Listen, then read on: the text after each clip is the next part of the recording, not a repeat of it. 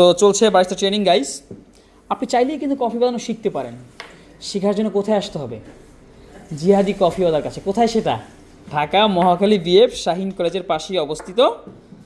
সবার জন্য উন্মুক্ত, ছেলে মেয়ে ভাই ব্রাদার যে কেউ চাইলে, ছোট বড় যে কোনো বয়সের মানুষ চাইলে শিখতে পারবেন কফি বানানো, যেহেতু এটা একটা শিল্পের মতো কাজ করে।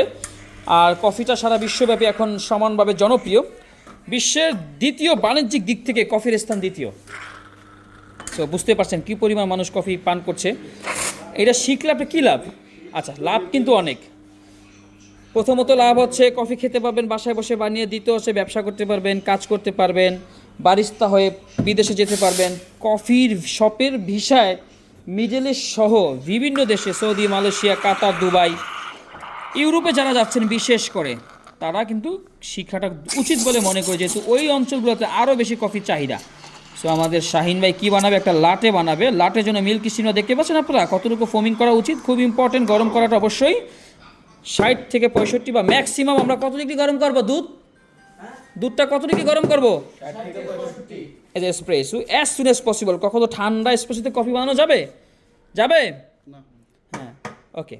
এবার আমরা দেখবো যে শাহিন ভাই কি আসলে পারে নাকি তাকে ছুটির মতো কাজ করছে। কাপটা প্যাকা দ্রুত, দেরি করা যাবে না, ফাস্ট। আরও উপর থেকে দেরি তো।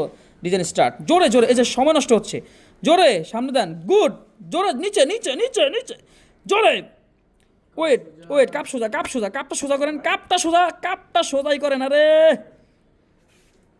হ্যাঁ, এই যে কাপটা সোজা আছে, কাপটা আরও আগে সোজা করে ফেলতে হবে, তাহলে আপনার ডিজাইনটা হয়ে যাবে ইনশাল্লাহ। ওকে, জয় বাংলা। Nice, thank you so much.